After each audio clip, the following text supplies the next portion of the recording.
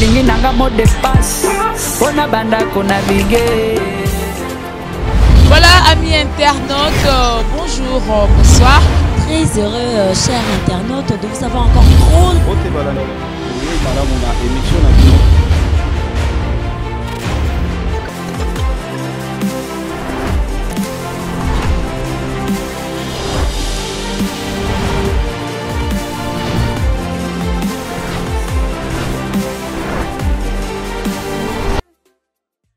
Campagne électorale, il entend le traduire en politique publique de sorte qu'il soit en accord avec sa conscience et les promesses faites à la population congolaise. Telle est la quintessence de la réunion interinstitutionnelle qui a été présidée par le chef de l'État ce vendredi 1er février 2019 à la Cité de l'Union africaine. Je vous remercie.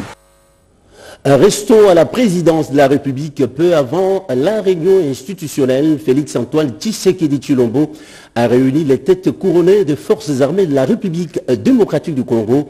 La situation sécuritaire du pays, un des points qu'il a évoqué à cette rencontre. Des précisions avec Pierre Kibambeso Moïsa. À droite, aligné.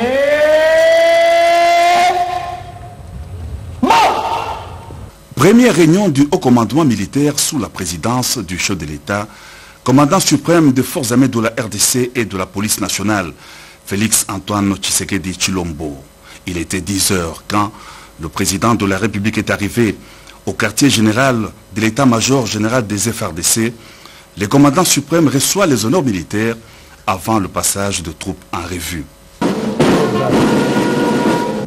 Excellence, Monsieur le Président de la République démocratique du Congo, chef de l'État, commandant suprême des forces armées de la République démocratique du Congo, le détachement d'honneur est rangé pour vous accueillir et vous rendre les honneurs à l'occasion de votre visite de travail à l'état-major général des forces armées de la République démocratique du Congo. Je vous invite à passer les détachements en revue.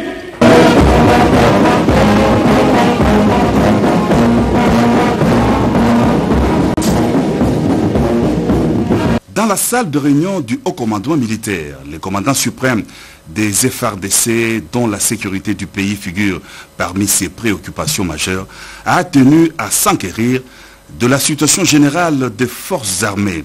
Les chefs de l'état-major général et des généraux représentant chacun un département spécifique ont pris part à cette réunion dont le compte rendu est fait par le général Kassonga. Le chef de l'État et commandant suprême des forces armées de la République démocratique du Congo a présidé aujourd'hui, comme vous le voyez au Mongaliema, la première réunion, sa première réunion du haut commandement militaire, à laquelle il a bien voulu associer le ministre de la Défense nationale, l'inspecteur général des forces armées de la République démocratique du Congo, les deux secrétaires généraux à la défense et aux anciens combattants, l'auditeur général et le premier président de la haute cour militaire. 3 points ont figuré à l'ordre du jour de ce haut commandement des forces armées. 1. La situation sécuritaire qui a été dépeinte par le chef d'état-major général à l'intention de la plus haute autorité du pays. Deuxièmement, l'adresse de son excellence à l'ensemble de la communauté du haut commandement militaire à ces sujets. Des recommandations spéciales et précises ont été données aux forces armées pour exécuter de manière correcte et convenable dans la discipline les tâches dévolues aux forces armées, en l'occurrence nos missions constitutionnelles. Et 3, la plus haute autorité a félicité et encouragé les forces armées à demeurer disciplinées et aller de l'avant avec son accompagnement pour atteindre les objectifs les meilleurs de manière à sécuriser l'ensemble de notre population, mais également l'intégrité territoriale de notre pays. Fin de la réunion qui a duré 4 heures. Le chef de l'État, commandant suprême des FRDC, salue le chef d'état-major général et tous les généraux. Ces derniers entourent le président de la République pour une photo de famille dans les installations de l'état-major général des forces armées. Vous le savez, mesdames, messieurs, les événements malheureux survenus récemment à Lubumbashi causant des pertes en vies humaines dans la communauté estudiantine, précisément à l'université de Lubumbashi. Le commissaire divisionnaire, le général Mouchi Diave, commissaire adjoint chargé de la police administrative, s'est rendu dans la ville qu'il préfère sur place. Il a invité les policiers au professionnalisme. Regardez. Réarmement moral de la police nationale congolaise du Haut-Katanga après les incidents mortels survenus sur les cités universitaires de Lubumbashi le 27 janvier 2019. À l'agenda de la causerie morale organisée ce jour à Lubumbashi, le commissaire général adjoint de la PNC en charge de l'administration, venu de Kinshasa, a au nom du commissaire général de la police nationale congolaise condamné avec la dernière énergie la répression sanglante. Au nom de mon chef, nous condamnons avec force cet incident malheureux. Nous devons reconnaître cela parce que c'est la police qui était sur le terrain. En présence du commissaire provincial de la PNC au Katanga, Paulin Kungu, et de plusieurs autres hauts cadres des commandements de la PNC au Katanga, Patience Mouchidiav a fait le rappel à l'ordre. Plus question d'incursion policière sur le campus, interdiction formelle d'utiliser les armes à balles réelles en pareille circonstance, faire plutôt usage aux armes non létales, communément appelées gaz lacrymogène. La police doit faire preuve de professionnalisme en respectant la consigne zéro mort lors de l'encadrement des civils en protestation. Toute la police du Congo respectait les sites universitaires. Le commissaire général adjoint Patience Mouchidiav a saisi cette opportunité pour inviter les étudiants et les autres manifestants au respect des lois de la République et des autorités établies. On ne peut pas prendre cet incident de Lubumbashi comme une faiblesse de la police. Non, c'est un incident de parcours. Nous sommes venus pour corriger et se corriger continuons nous tous, chacun en respectant la loi. Voilà, mes chers amis les étudiants. Au terme de cette causerie morale, un défilé de troupes a vécu, comme pour dire bienvenue à Lubumbashi au commissaire Patience Mouchidia, qui a émis le vœu de créer 3 groupes mobiles d'intervention, GEMI Est, Ouest et Centre, afin de bien protéger la population et ses biens. À propos des incidents malheureux survenus dans l'enceinte de l'université de Lubumbashi, les mesures prises par le chef de l'État Félix-Antoine Tshisekedi Tshilombo pour rencontrer les revendications des étudiants ont été appréciées par les Kassapar, c'est-à-dire les anciens étudiants de Lubumbashi. Fabrice Ouazengue, reportage. Pour les Kassapar, il ne s'agissait que d'un acte ignoble qui contraste avec l'état de droit prôné par le nouveau pouvoir en place et contraste au caractère sacré de la vie humaine. Car ces étudiants ne réclamaient que les fondamentaux de leur survie, à savoir l'eau, l'électricité et la révision du taux des frais académiques. Ces anciens étudiants de l'université de Lubumbashi ont saisi cette occasion pour saluer et remercier le président de la République, Félix-Antoine Tshisekedi Tshilombo, pour la promptitude avec laquelle il a réagi au lendemain de ces incidents. La réaction de tous les Kassapar ne peut être que celle de la consternation et de la compassion vis-à-vis de nos collègues. Nous sommes très satisfaits de la promptitude avec laquelle son Excellence, Monsieur le Président, Félix Tshilombo Tshisekedi, a pris la décision qu'on puisse diligenter une enquête à ce sujet. Et le souhait de Kassapar, c'est de voir cette enquête aller jusqu'à la fin, pour que les responsables, tant intellectuels que physiques, soient connus et que les enquêtes aboutissent à des résultats qui peuvent être à la faveur de la population. De deux, nous demandons au président de la République le dédommagement de ces familles. Politique à présent, la plateforme Lamouka, dont le coordonnateur s'appelle Martin Fayoulou Mbadidi. Cette organisation politique a tenu dans la capitale son meeting sous les coups de 16 heures. C'était à la place Sainte-Thérèse dans la commune de Djili. Regardez. La République démocratique du Congo, celle de l'alternance, est en train de vivre et la démocratie avec. Samedi 2 février, les leaders de la Mouka, conduits par Martin Fayoulou, avaient rendez-vous avec leur base sur la place Sainte-Thérèse, dans la commune d'Endjili. Des milliers de militants ont attendu impatiemment Martin Fayoulou, toujours combatif. Dès sa prise de parole, il appelle ses partisans à la résistance pacifique contre ce qu'il appelle hold-up électoral. Totalement acquise à sa cause, la foule scande des chants quelquefois hostiles au pouvoir en place. La résistance pacifique à laquelle Martin Fayoulou appelle ses partisans se concrétisera, dit-il, par des actions qu'il prévoit les jours à venir. Malgré tout, la République reste une et indivisible. Unité nationale. Mwana ya Congo à lobby, cohésion nationale. Mwana oyo aza na Goma à lobby na yo azali na Mwanda bazali ekolo moko eza boye te. Esengote. Bandeko na ngai. Eloko na koyebisa bino. Keba na babengaka démoni ya division. Faites attention aux démons de la division et du tribalisme. Des Goma à Mwanda, les enfants du Congo doivent être unis. Souvent tranchant et quelquefois incisif, Martin Fayoulou s'engage à mener son combat jusqu'à la fin. La vérité des jeunes qu'il clame haut et fort finira peut-être par apaiser son courroux. Tout compte fait, la manifestation se termine sans coup férir. Pas d'incident à relever pour une jeune démocratie et le nouveau pouvoir qui s'installe, ça ne peut être que de bon augure. Mais même en démocratie, le respect de l'autorité établie est une vertu cardinale. Un mot de la santé dans ce journal. Une délégation du corps médical conduite par l'inspecteur général de la santé publique s'est rendue au cabinet du ministre d'État au budget pour lui présenter les rapports de la paie des agents et fonctionnaires. C'était juste après une mission de contrôle. C'est ce qu'il nous dit. Une délégation du corps de la santé conduite par l'inspecteur général de la santé Komba Djeko est venue présenter les rapports de la mission de contrôle de la paie des agents et fonctionnaires de l'État au ministre d'État, ministre du budget Pierre Kangou Diambaye. Mission effectuée dans 3 provinces, la province orientale, les Grands Bandundu et les Kasaï oriental. C'est samedi 2 février 2018. Le Kasaï oriental, autour des listes de paie, des listings de paie ainsi que la paie elle-même. Il y a eu beaucoup de confusion.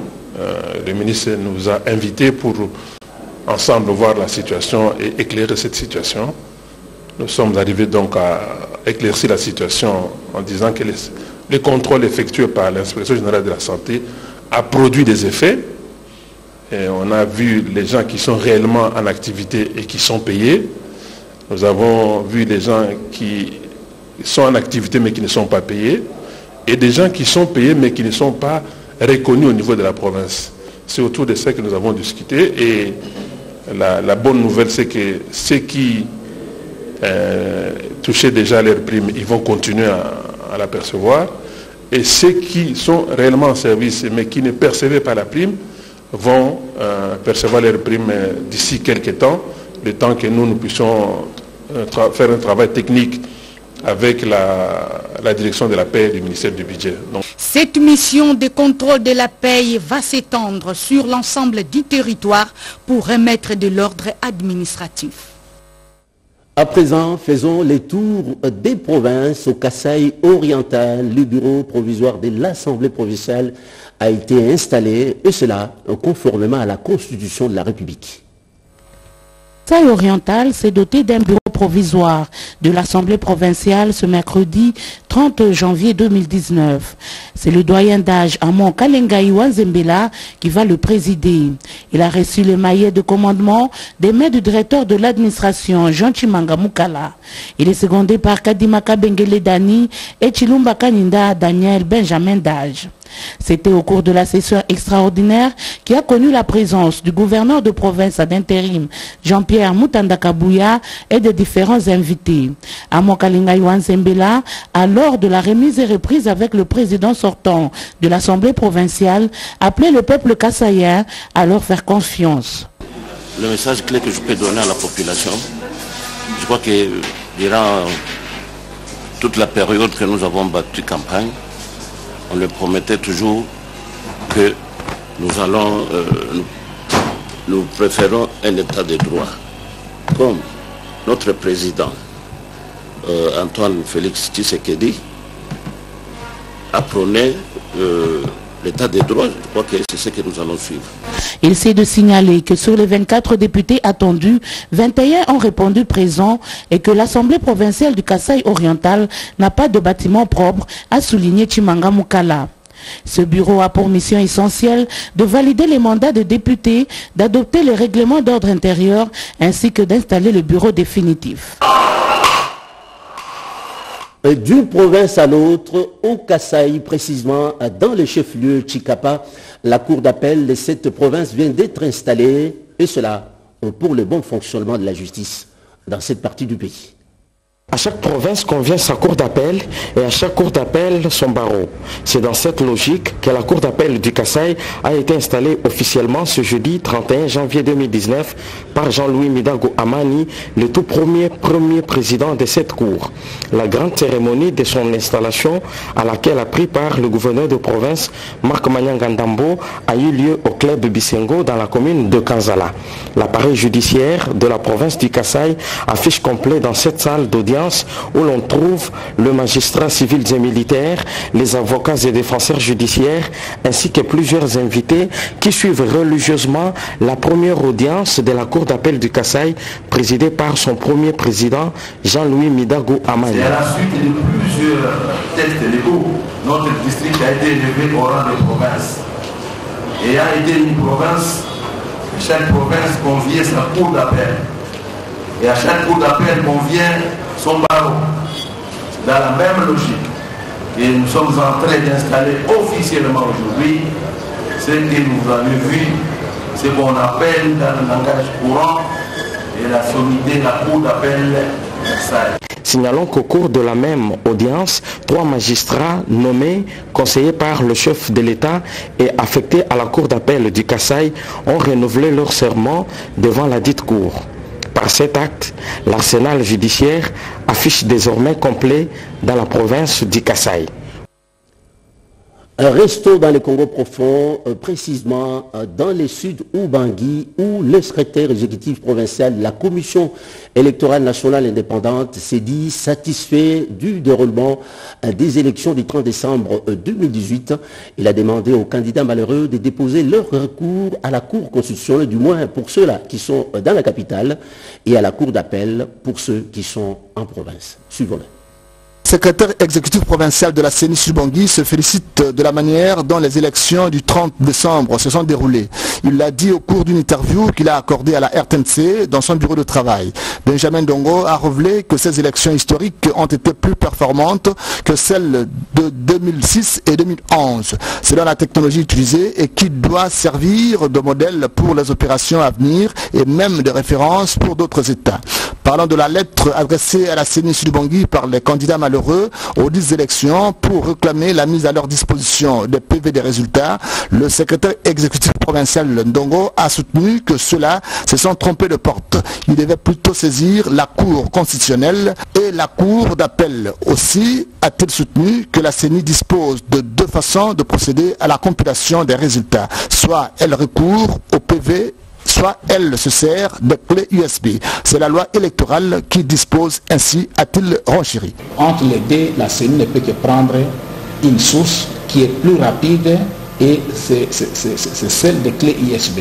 Donc c'est accouché dans la loi électorale, dans les mesures d'application de la loi électorale. Et je voudrais dire à tous les candidats malheureux qui sont venus déposer les mémos, j'ai dit c'est sans objet, il n'y a que la Cour d'appel ou la Cour constitutionnelle qui sont habilités à trancher ce genre de contentieux. Donc c'est inutile de passer au bureau de la CENI, venir déposer les mémos, venir réclamer les fiches des résultats ou les différents PV, c'est sans objet. Bouclons la ronde des provinces avec le gouverneur du Tanganyika, Richard Mouyej Kitangala, qui a regagné Kalemi, chef-lieu de la province du Tanganyika, je veux dire, après une mission officielle qu'il a effectuée à Kinshasa, où il a pris part à l'investiture du nouveau président élu Félix Antoine Tshisekedi et Tshilombo. Il fait la restitution à travers ses reportages. Regardez. C'est après sa double victoire écrasante à la législature dans les territoires de Congolo qu'il s'est rendu à Kinshasa. Richard Ngoïki Tangala, gouverneur du Tanganyika, est accueilli à l'aéroport de Kainda par son vice Ali Bin Omar Issi Mukinje, le comité provincial de sécurité, les membres de son gouvernement et ceux de son cabinet. Il revient dans son fief après avoir participé à la mythique cérémonie de passation civilisée du pouvoir entre le président sortant Joseph Kabila Kabange et Félix Antoine Tshisekedi Tshilombo, président de la République entrant. Dans son mot à la presse, il a félicité la maturité politique de Joseph Kabila, père de la démocratie congolaise, et souhaité bon vent au président entrant, Félix Antoine Tshisekedi Tshilombo, commandant suprême des forces armées et de la police nationale congolaise. Nous étions tous émus de voir pour la première fois en République démocratique du Congo un président élu jeune passer le commandement à un nouveau jeune aussi, une passation pacifique et civilisée. Et ça restera gravé dans les mémoires des Congolais et Congolaises. Ça apprendra aux autres qui faisaient beaucoup de critiques à notre président de la République, donc sortant, que ça s'était bien passé et tout le monde était cloué devant les écrans pour suivre toute la cérémonie. Il s'est de rappeler que le mandat de gouverneur court encore jusqu'au 14 avril 2019, date prévue pour l'investiture des nouveaux gouverneurs élus. Je l'ai annoncé en début de ce journal en sport pour le compte de la Ligue des champions de la Confédération africaine de football pour le groupe C à Lubumbashi. Nous sommes dans le Haut-Katanga. Mazembe a battu à plate couture Club africain de Tunis sur un score fleuve de 8-0 à Kinshasa pour le groupe des Vita Club, toujours dans le cadre de la Ligue des champions de la Confédération africaine. Vita Club n'a pas eu raison sur la jeunesse de la Saoura d'Algérie. Score du match 2 buts partout. Mesdames, Messieurs, vous étiez nombreux à nous suivre de partout. Un prochain rendez-vous du journal, c'est tout à l'heure à minuit à la présentation de notre consoeur Mbalaka.